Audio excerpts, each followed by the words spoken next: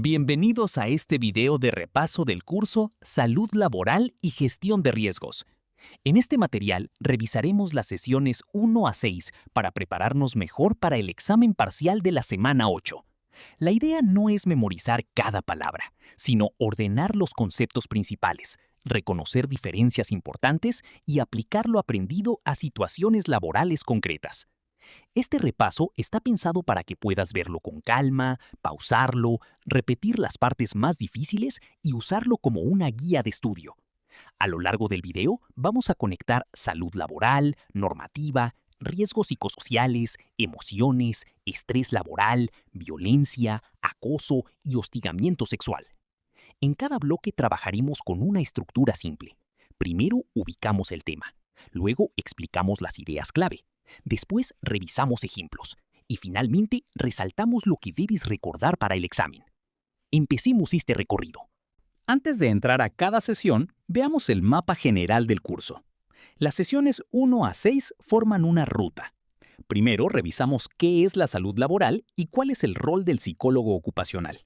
Luego pasamos al marco legal de seguridad y salud en el trabajo, especialmente la Ley 29783. Después analizamos los riesgos psicosociales, las emociones en el trabajo, el estrés laboral y finalmente situaciones graves como violencia laboral, acoso laboral y hostigamiento sexual. La idea clave es que estos temas no están separados, todos se conectan. La salud laboral necesita normas, prevención, evaluación de riesgos, comprensión emocional, manejo del estrés y respuesta institucional ante situaciones de violencia o abuso. Durante el video, cada bloque te ayudará a ubicar el tema, entender la idea central y reconocer qué debes recordar para el examen parcial. Empecemos con la sesión 1. Aquí está la base del curso. Entender qué es la salud laboral y por qué no se limita a evitar accidentes físicos. La salud laboral busca proteger y promover el bienestar físico, mental y social de los trabajadores.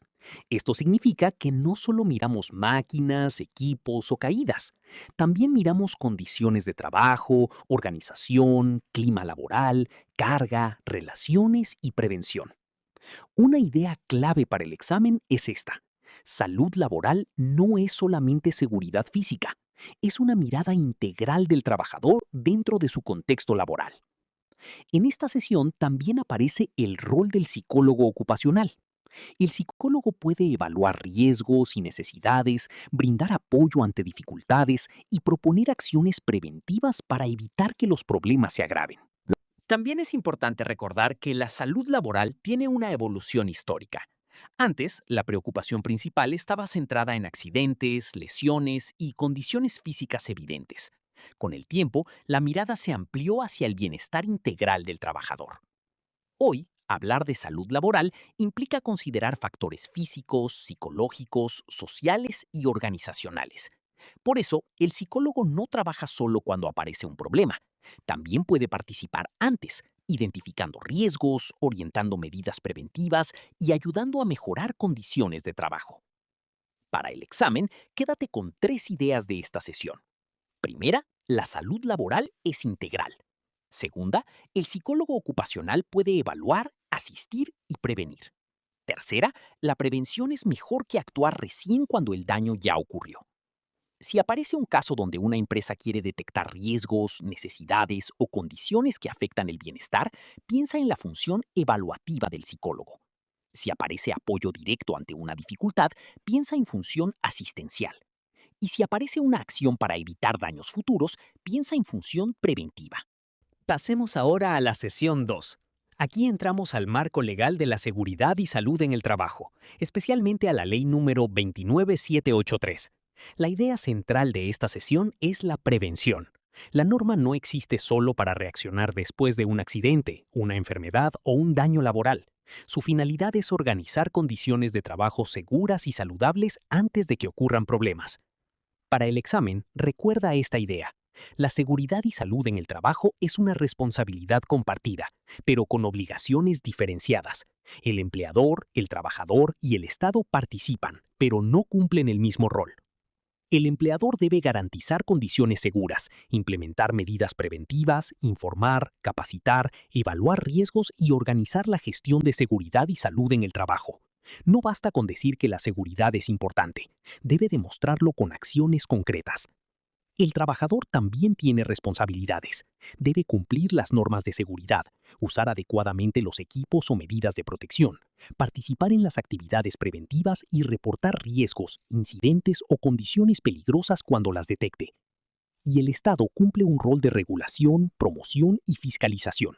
Esto significa que establece normas, impulsa la prevención y supervisa que las organizaciones cumplan con sus obligaciones en seguridad y salud en el trabajo. Ahora revisemos algunos principios importantes de la seguridad y salud en el trabajo. El principio de prevención nos recuerda que la organización debe anticiparse al daño. No se trata de esperar accidentes para recién actuar, sino de identificar peligros, evaluar riesgos y tomar medidas antes de que el problema ocurra. El principio de responsabilidad indica que el empleador tiene un deber central en la protección de la vida, la salud y el bienestar de los trabajadores.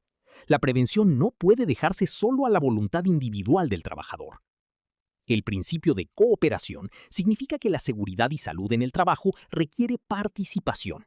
El empleador organiza y garantiza condiciones seguras, pero los trabajadores también colaboran, reportan, participan y cumplen las normas.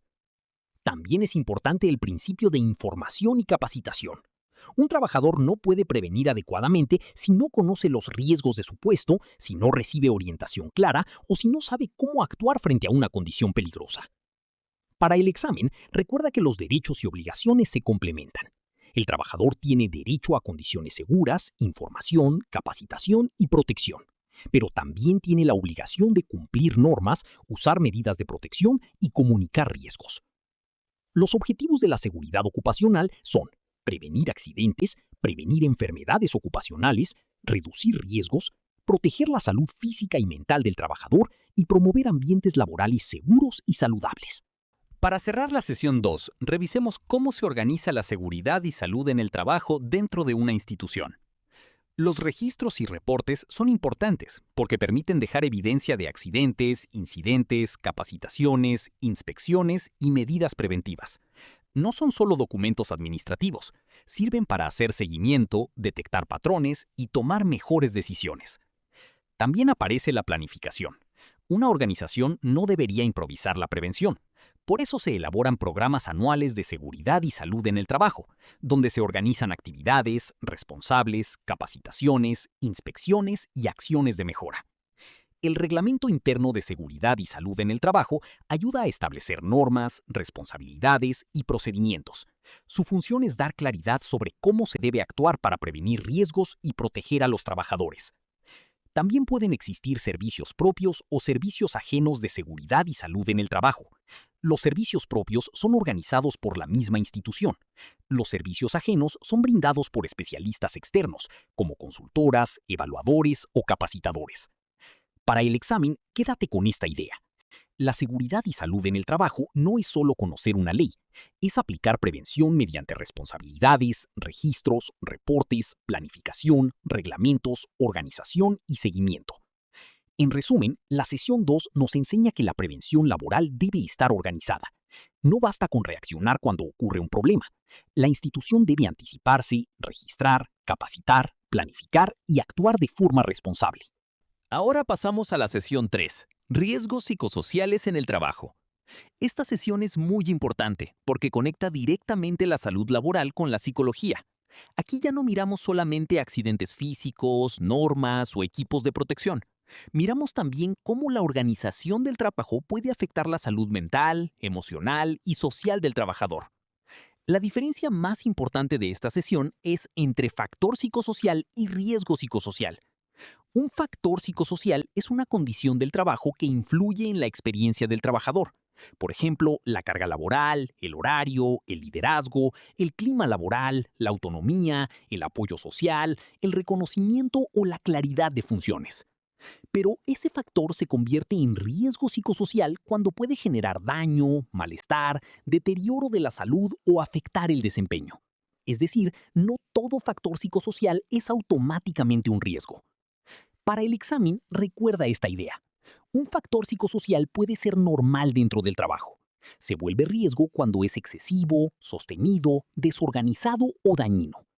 Por ejemplo, tener metas laborales puede ser normal, pero tener metas imposibles, presión constante, falta de apoyo y amenaza de sanción puede convertirse en riesgo psicosocial.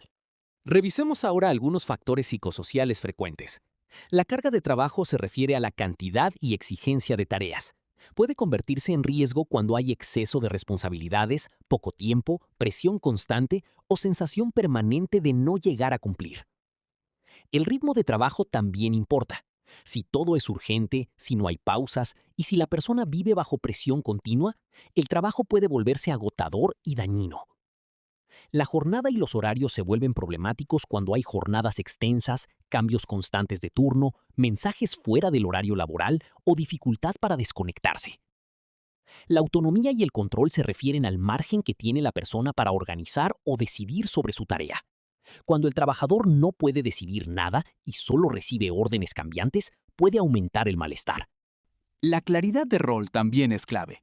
Si una persona no sabe qué debe hacer, qué se espera de ella o cómo será evaluada, aparece ambigüedad de rol. Si recibe órdenes contradictorias, puede aparecer conflicto de rol. El liderazgo puede proteger o dañar. Una jefatura clara, respetuosa y organizada puede ser un recurso, pero una jefatura agresiva, injusta, caótica o humillante puede convertirse en factor de riesgo. También debemos considerar las relaciones interpersonales, el apoyo social, el reconocimiento, la estabilidad laboral y la conciliación entre trabajo y vida personal. Ojo con esto para el examen. Cuando leas un caso, busca qué condición laboral está afectando a la persona.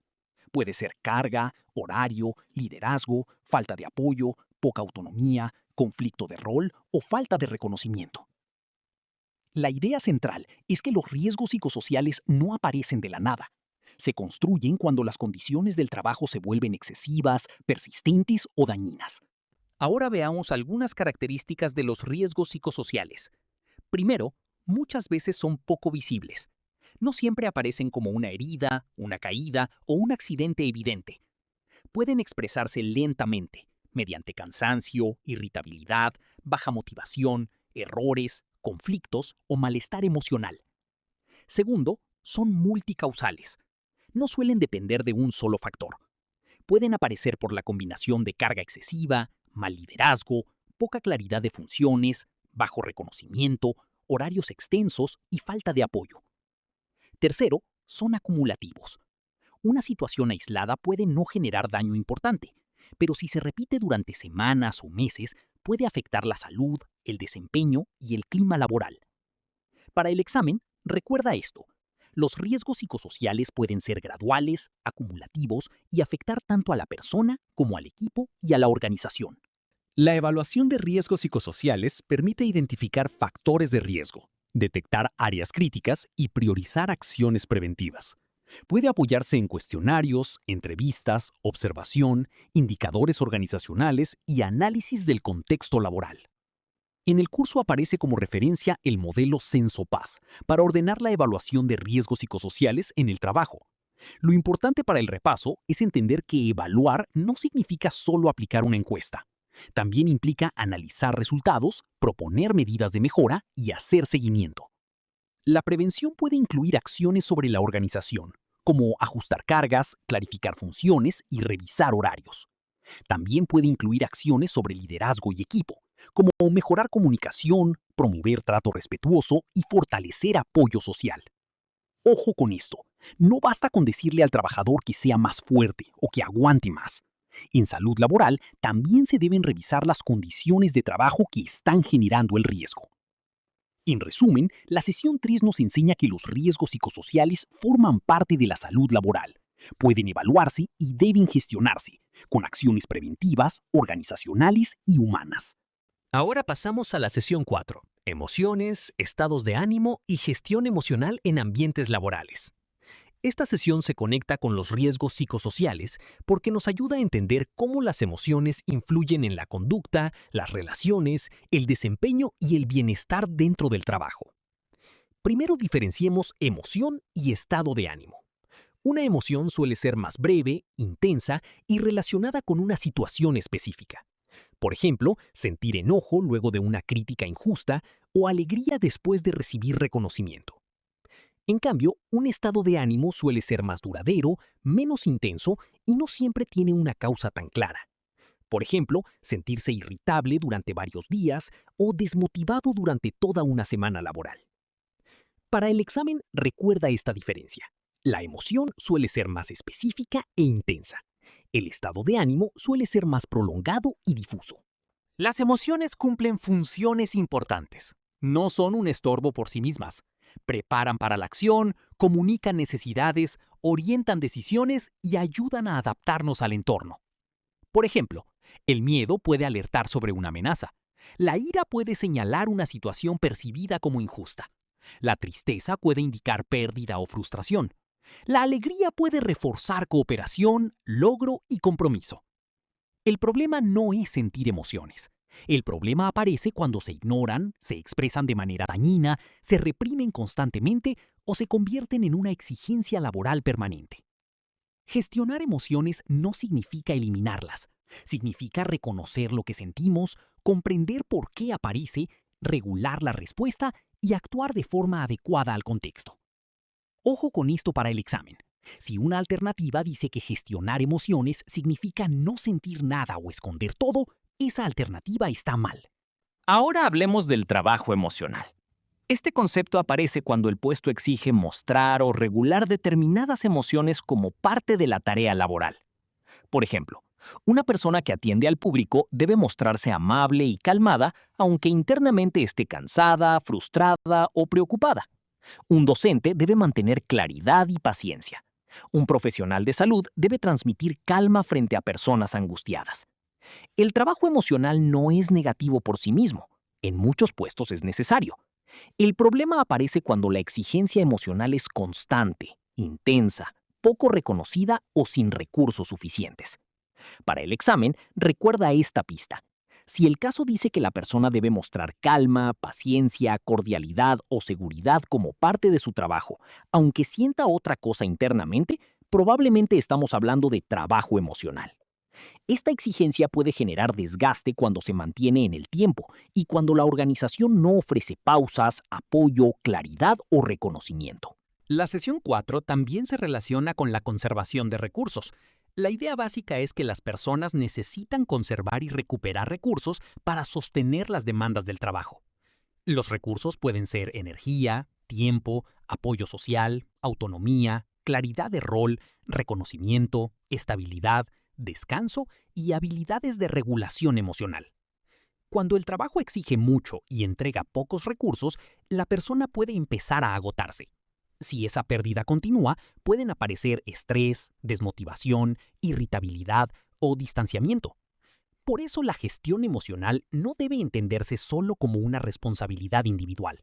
También depende de la organización, del liderazgo, de la carga laboral, de los horarios, de las pausas y del apoyo disponible.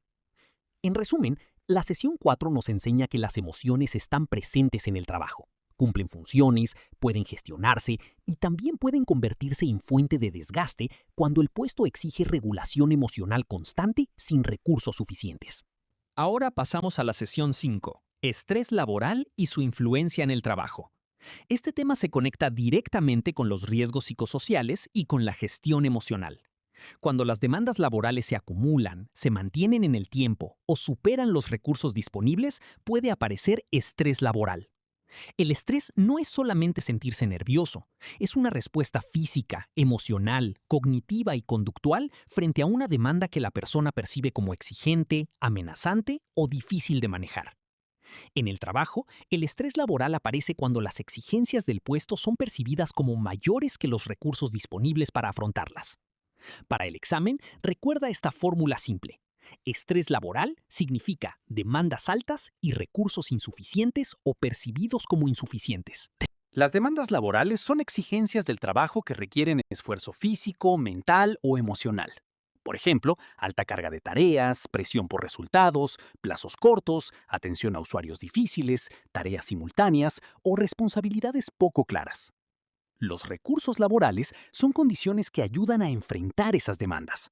Por ejemplo, apoyo del jefe, claridad de funciones, autonomía, pausas adecuadas, capacitación, experiencia, reconocimiento y apoyo del equipo. Una misma demanda puede sentirse diferente según los recursos disponibles. Dos trabajadores pueden tener tareas parecidas, pero si uno tiene apoyo, claridad y autonomía, probablemente manejará mejor la situación. Ojo con esto para el examen. No toda demanda genera estrés. El problema aparece cuando la demanda es alta, sostenida o difícil de manejar, y los recursos no alcanzan. Por eso, el estrés laboral no debe explicarse solo como debilidad personal. También debemos mirar la organización del trabajo. También es importante diferenciar tipos de estrés. El eustrés es una activación positiva y manejable. Puede aparecer cuando una tarea es retadora, pero la persona tiene recursos suficientes para afrontarla. Puede ayudar a concentrarse, prepararse y actuar con energía. El distrés aparece cuando la activación se vuelve excesiva, constante o dañina. En este caso, la persona se siente sobrepasada, agotada o sin recursos suficientes. También podemos diferenciar el estrés según su duración. El estrés agudo aparece ante una situación puntual, como una reunión difícil o una exposición.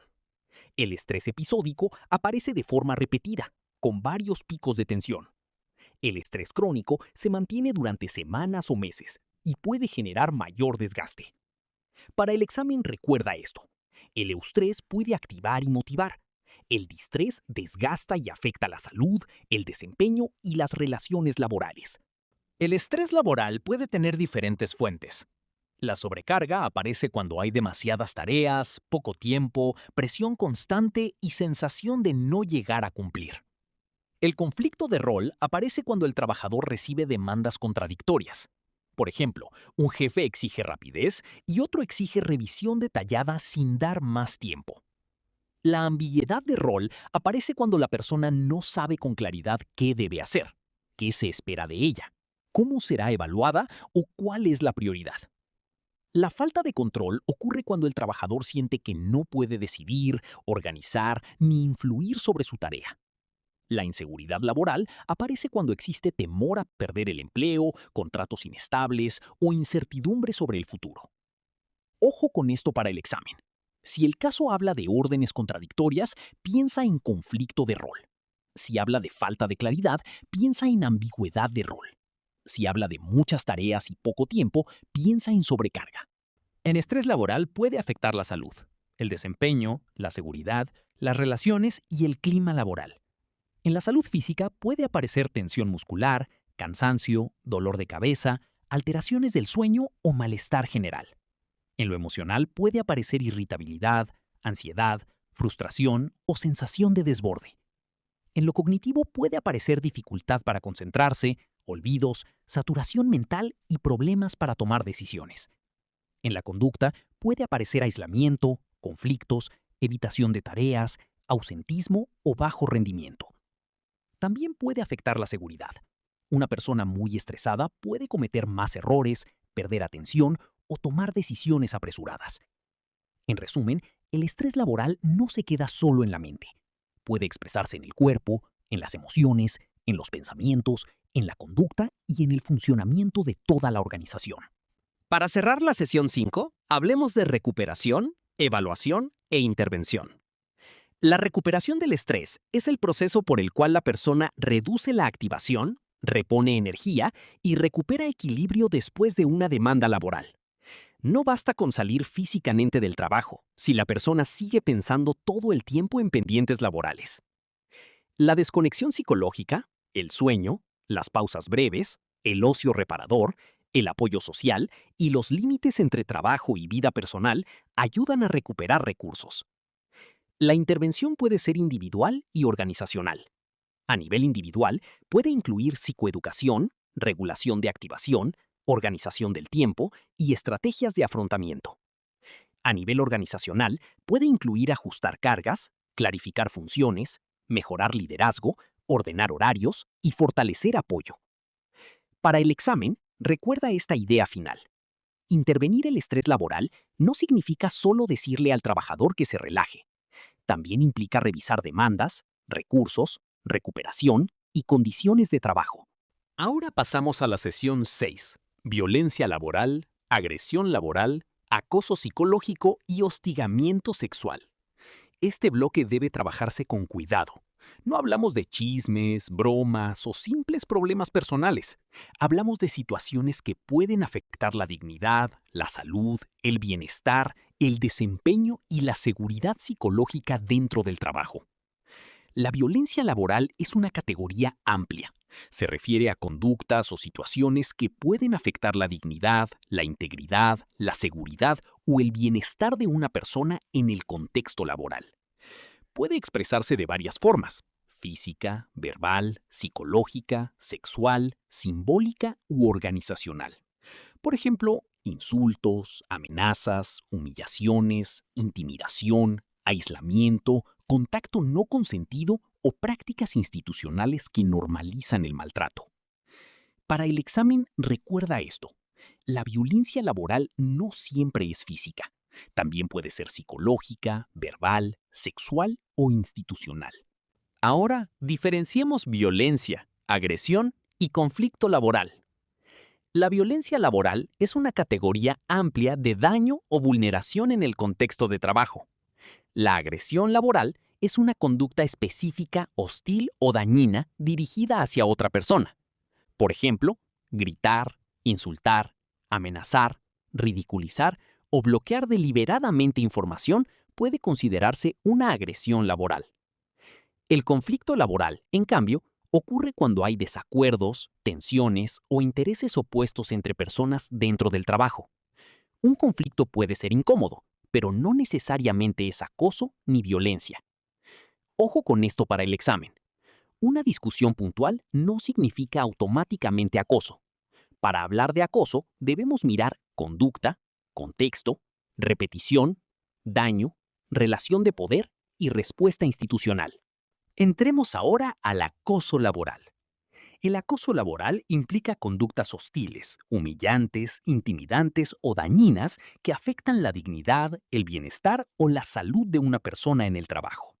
Puede incluir burlas constantes, críticas humillantes, aislamiento deliberado, rumores, amenazas, exclusión de reuniones, retiro injustificado de funciones, sobrecarga intencional o exposición pública de errores. La palabra clave es patrón.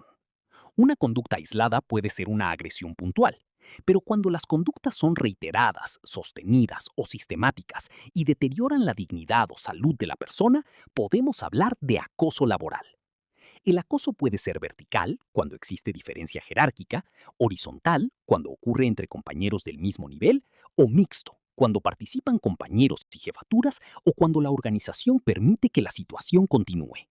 Ahora pasemos al hostigamiento sexual. El hostigamiento sexual implica conductas de naturaleza sexual o sexista no deseadas que afectan la dignidad, la libertad, el bienestar o la seguridad de una persona en el contexto laboral. Puede incluir comentarios sexuales no deseados, insinuaciones, mensajes invasivos, miradas o gestos de carácter sexual, contacto físico no consentido, propuestas sexuales o presión vinculada a beneficios o perjuicios laborales. También puede incluir conductas sexistas, como bromas, comentarios o tratos basados en estereotipos de género que degradan, menosprecian o generan un ambiente hostil. Para el examen, recuerda esto: no importa si la persona que realiza la conducta dice que era broma. Lo importante es analizar si la conducta fue no deseada, invasiva, sexual o sexista y si afectó la dignidad, libertad, bienestar o seguridad de la persona. Para analizar una posible situación de acoso u hostigamiento, debemos mirar varios criterios. Primero, la conducta. Debemos preguntarnos si hubo insultos, burlas, amenazas, aislamiento, comentarios sexuales, presión, humillación o trato degradante. Segundo, el contexto. Debemos observar si ocurre dentro de una relación laboral, si hay dependencia, jerarquía, evaluación, contrato inestable o vulnerabilidad. Tercero, la repetición y el impacto. Una conducta puede ser grave por sí misma, pero cuando se mantiene en el tiempo, aumenta el daño. Debemos mirar si afectó la salud, el desempeño, la seguridad psicológica o la dignidad de la persona. Cuarto, la respuesta institucional. Una organización responsable no minimiza, no culpa a la persona afectada y no deja que la situación continúe sin evaluación ni seguimiento. También debemos reconocer factores que facilitan estas situaciones. Entre los factores organizacionales están la cultura permisiva, el liderazgo autoritario, la ausencia de canales de denuncia, la impunidad, la falta de capacitación, la ambigüedad normativa, el clima laboral deteriorado y la alta competencia interna sin límites claros. Entre los factores individuales pueden aparecer el mal uso del poder, la baja empatía, la normalización del maltrato, la impulsividad, la agresividad y el silencio de testigos pasivos. Pero cuidado, no debemos reducir el problema a la personalidad de una persona. En salud laboral también analizamos cultura, liderazgo, normas, canales, relaciones de poder y respuesta institucional. Para el examen, recuerda esto.